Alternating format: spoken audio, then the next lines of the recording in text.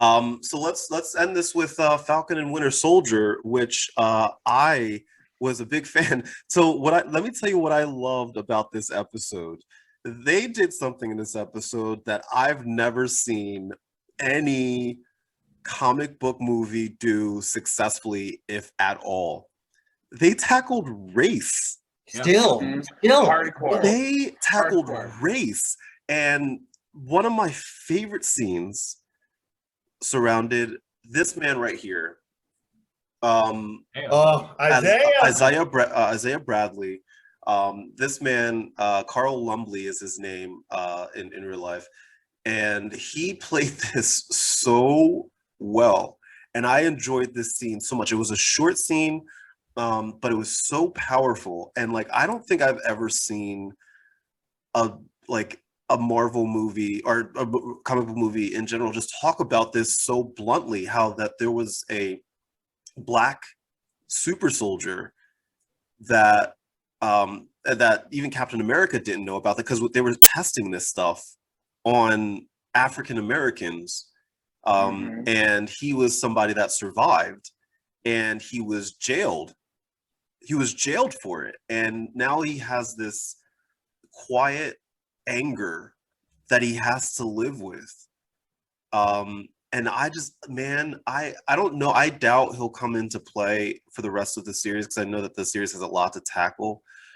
But I thought that this was a powerful scene. The other scene that came right after this, I want to show. This was the scene that played right after they left his house. Oh my God. Girl. Sam. Why didn't you tell me about Isaiah? How could nobody bring him up? I asked you a question, Bucky. I know. Steve didn't know about him? He didn't. I didn't tell him. So you're telling me that there was a black super soldier decades ago and nobody knew about it? Was not expecting this. Hey. What's up, man? Is there a problem here? No, we're just talking. We're fine. Did I see your ID? I don't have ID. Man, why? Just sir, just calm down. I am calm. What do you want? We're just standing there Just talking. give him your ID. No, I'm not giving him shit. We're just talking. Hey, look, is this guy bothering you? No, you? he's not bothering me. Do you know who this is? I know! Right? Just that line right there. Oh, God. I'm so sorry, Mr. Wilson. I didn't recognize you without the goggles. I'm really, really sorry about this. Wow. Guys, just wait here, okay? So just... Like this man was just on national TV like a week ago. Yeah. This man was on national TV giving up this Captain America shield. Right. And what here's the thing. Here's the thing that blew my mind is that I saw a lot of people posting online, white people posting online saying, why are they putting this stuff in these shows and these movies, leave that stuff out of this, blah, blah, blah. But like, this is like relevant. It's culturally relevant. It's so real. And like, hats off to Marvel for doing that, because like with WandaVision, they talk about the importance of mental health. Yes. And now with this, they're talking about the importance of systemic racism. Yes.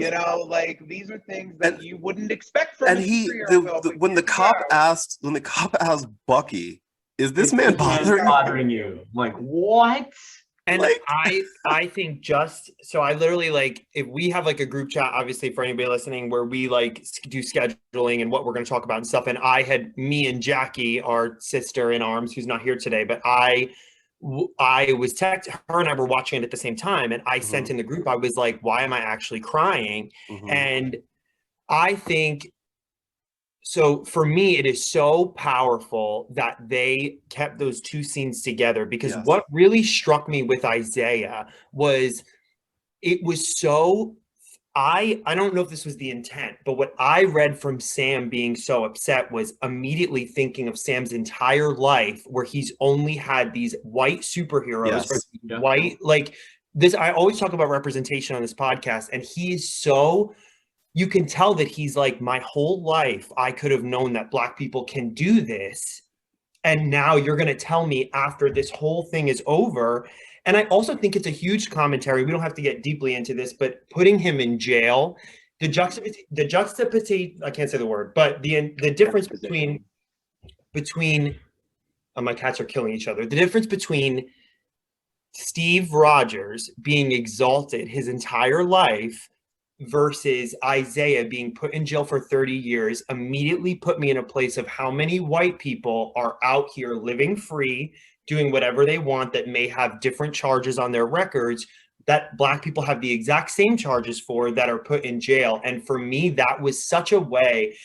I'm in a lot of awful Marvel groups on Facebook because they have good memes, and they're super xenophobic and super homophobic and super sexist and super racist. And I've said this multiple times, and I don't mean to be exclusionary, but if you are a xenophobic person, Marvel is not for you, because these superheroes are a commentary on racism. They always have been. That's all it's ever been. That's all it's ever been since it began. It's just so weird that people would be offended because Disney. What I loved about it was, we talked about this last week, how they did the scene in the bank and how so many Black Americans go through that every day, where white people get loans that they don't get and they're put in these situations.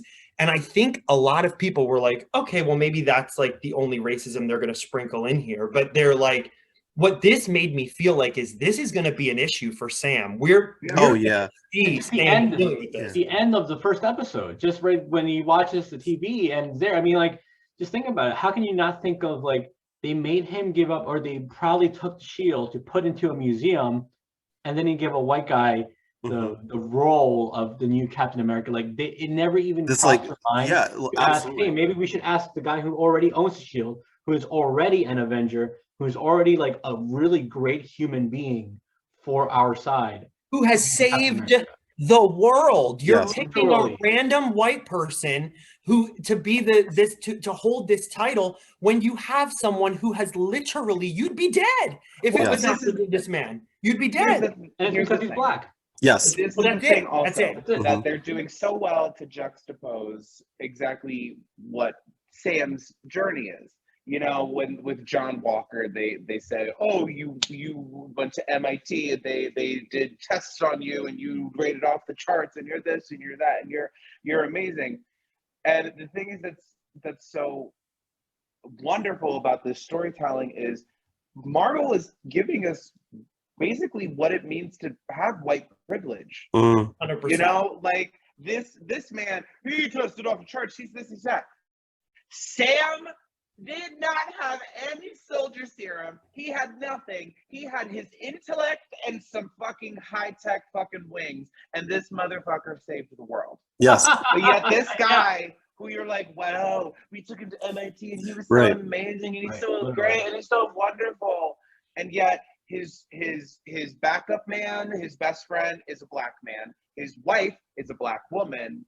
So this man is constantly thriving off of white privilege on the backs of colored individuals lifting him up, you know, people of color lifting him up, you know, and I think that is, again, it's going to be something that's going to go over so many people's heads. Oh, 100%. 100%. That, like, that storyline is white privilege. Absolutely. And I hope that it continue. My hope for this series is that while I don't expect it to be like the overall like story or plot line here, I hope that Marvel finds a way to interweave that thought process. And that's why I love these TV shows, is because you get a chance to flesh out this type of thing that they would never have time to do this in Infinity War. And there's such a racist fan base for superheroes that the movie would tank. There would be, if they did release this as a film, we would all go see it, and the people that care about this stuff would go see it. But they would make it like, look at, like, not to, like, I know this is a white situation, but like if you look at Captain Marvel, I like that movie. That's exactly what I was about to say. I like that movie. And the movie made $1 billion. So let's just say that it's a $1 billion film. And there are definitely issues with it. But listen, when you get an origin story 9 years into all of this stuff, you have to just take an L and be like, we're going to learn about this character for a minute. We don't need 1,000 cameos. Right. We're not DC. Instead, you cannot mention Captain Marvel around these people without them literally being like, it's a shit movie. Brie Larson is mean. She's a bully. Everybody hates Brie Larson. And I'm really happy you said that, because that was the exact example I was going to use, that even when it comes to female empowerment, people were just like in their feels, and I'm like, girl, get out of here. Ghostbusters. These white men defend their masculinity by watching a bunch of jacked, ripped men in spandex and underwear. So I don't know what to tell you about that, but for me, I'm like, are you mad because it's a girl? Are you mad because it's a girl? It's not a man. So wonderful is that a lot of those men too are the ones that are like, we can't see a black Superman, we can't see a black Captain America, we can't see this because it's my childhood. Right, exactly. And then they'll be like, that's not how it was.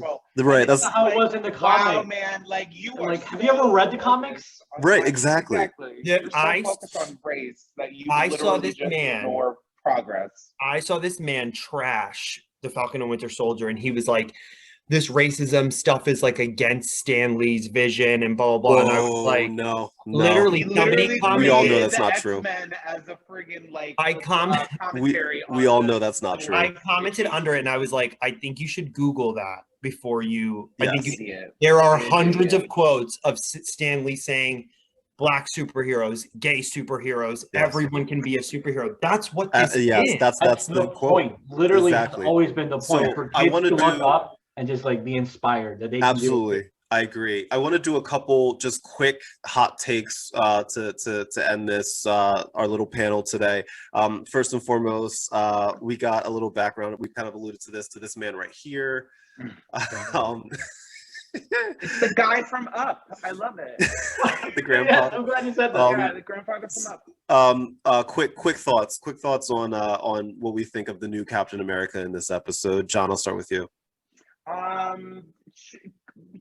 We'll give her a 6 out of 10. She's trying to figure it out. I feel like she's a little friendly. I feel like she's a little too friendly. I feel like she thinks that like she's like new to the party and she's like Bucky, bitch. Don't call me that. Like, don't call me. Do not call me by my name. All right, you don't know me like that. Hammer. My favorite part was there was my two favorite parts in regards to him was when he said something about he's like it would be nice if in regards to like Captain America, it'd be nice if Captain America had his wingman by and then Falcon was like, it's always that last line. That last line, yeah. Because he was doing okay up until that point. Like you saw they always showed their true colors. Exactly. Around that last line, the true motivation. He also, let the record show, got his ass kicked, by the way. Well, let me ask you a question. Does this guy, did he take any super soldier serum? Or does he have any? No. But I feel like that's where it's going to end up going. Because here's my thing. Yeah. In the comics, which is so amazing too, Isaiah Bradley and his nephew Eli, Young Avengers. Young Avengers here. Yeah. I'm not signing up for Young Avengers until we get the X-Men, so you could call me after. Thank you. I don't need 2 Avengers before I get the X-Men. We're definitely getting Young Avengers before we're getting the X-Men, baby. Okay. But here's the thing. In the comics, Eli, he is actually like, he's actually a drug addict in the comics. Like, I know that's not this one. That's his grandfather. Yeah. But in the comics, he's the drug addict, which is kind of messed up. Of course, we have to have African-American individual be a drug addict, you know? But the thing is, the drug he takes helps him become Patriot, helps him become a super soldier. We already have these 8 well, actually now 7, spoiler alert, but we have these super soldier individuals and they're running with vaccines, they said. I'm wondering if that's the drug that's making them super soldiers or not. Yes, this individual. Yeah. He's so cute. And in the comics, he is, you know, taking this serum so that he can become Patriot, but then through twists of fate and, you know, story, he ends up having a blood transfusion with his grandfather because his grandfather, again, is a super soldier, and he ends up becoming a super soldier from that transfusion. So I'm wondering if some way, shape, or form that's going to play into the show. And again, I wonder if this character, John Walker, is maybe going to take a super soldier serum too, because he's going to be obsessed with this idea that like, I need to be the new Captain America. I need to be a new, you know, symbol of hope, and I need to be what everybody needs me to be. And if anything, in that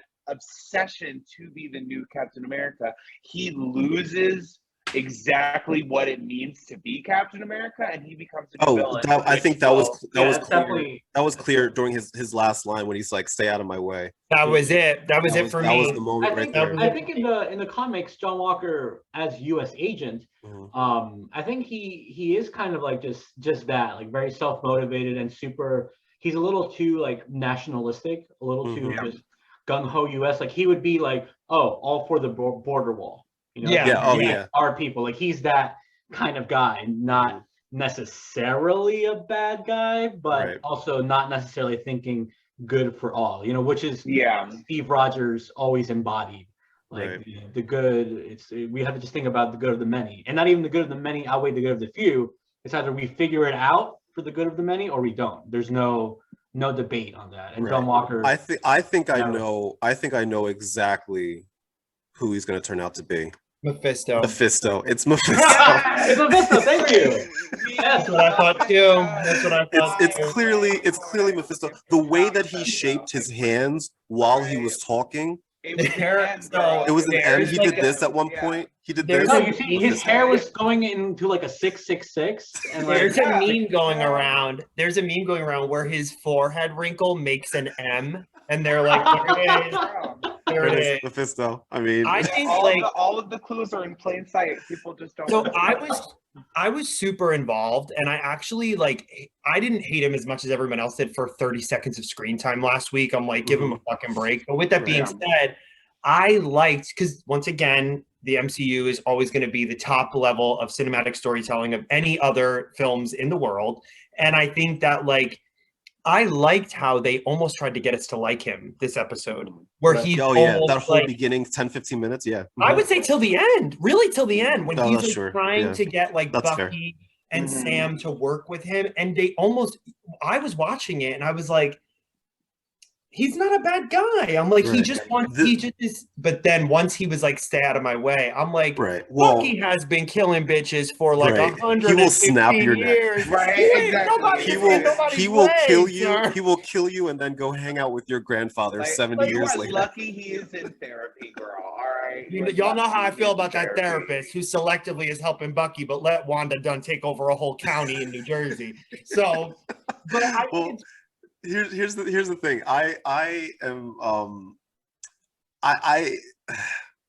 I'm excited. I think that this is what's going to happen with Mr. Bradley here, or John, whatever his name is, not Bradley, John Walker.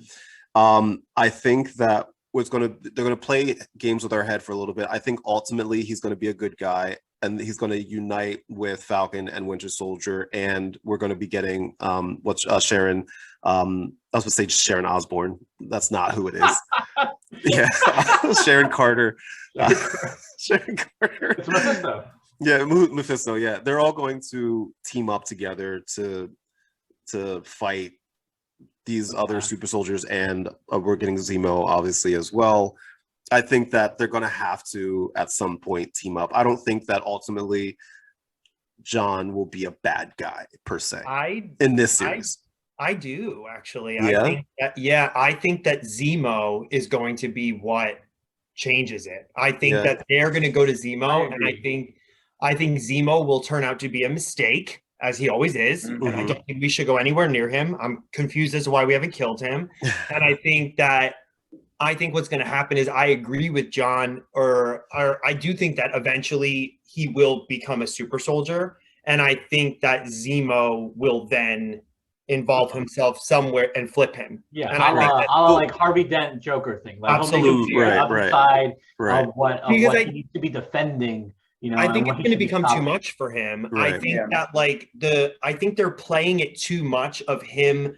Like there were so many moments where he called himself Captain America. Like that was blasphemous when he first showed up and was like, he was like, John Walker, the new Captain America. I said he didn't even say the new Captain America. Right. He was like, he's like John Walker, Captain America. I was like, you are not fit to shine Captain America's shoes. I do not think you have the facilities, big man. But with that being said, I think that I will say this because I'll forget to mention it. My favorite part of the entire episode was that we brought our MCU banter back. Like when we had like Bucky and Sam and even with John, and it just was, for me, I was like, that is probably the only thing I missed from WandaVision, because we didn't really get that out of Darcy in WandaVision. Right. And that just is, I was excited. Like, I didn't hate him as much, but I think that he's eventually going to flip. I also think that I'm not going to make any Mephisto predictions, but I think that we're eventually going to figure out what's happening with Steve Rogers. I think we're eventually they still haven't, like, they mentioned him again, but they didn't, but not alive or dead. I mean, when he said Zemo, I almost shit my pants when they were talking about going to Zemo, and he's like, there's someone that Isaiah, when he was like, there's someone you should meet. Thought it was going to be old Steve. I'm like, is it Steve? Are they for doing a quick second? Same thing. But then once they showed up in Baltimore, I was like, okay. Same thing. Like, old Steve is not in Baltimore. Down in the hood, like he would not be the last man at all. Though that would be pretty badass though. But with that said, I think that I mean, we do know that obviously because of the promos, we do know that that Falcon does get the shield back in some manner. And the toy companies once again ruined it because they released his final. I don't understand. I tweeted this the other day where I'm like, I don't get how in 2021 we're at a place where multiple times toy companies have ruined. They do because they spoiled some stuff for WandaVision as well. White Vision. They spoiled White Vision, and I think they spoiled Agatha too. Yeah, it was. Yeah, that's beyond repair. Like, if I were executive, I'd be like, listen, we're gonna let you make these toys, but you need to shut up. I'd be like, we're making them 10 years after the movie comes out because y'all can't handle it. You can't handle it. But no, I'm excited for where this goes. I'm excited to see some Zemo. I would imagine we're gonna get Sharon at some point. I hope she's not just like a one episode thing. Yeah, I hope she's next episode. Because we only have 4 episodes left. What's her name? Sharon Carter. Yeah, her actress name, because she was on Brothers and Sisters, and she was on that show Revenge. Yeah. Her name is. Because she's underrated. She's great as Sharon Carter, I think. Yeah. Hold on. If only there were a device. I got her name is Emily Van Camp. Yes. Emily Van Camp.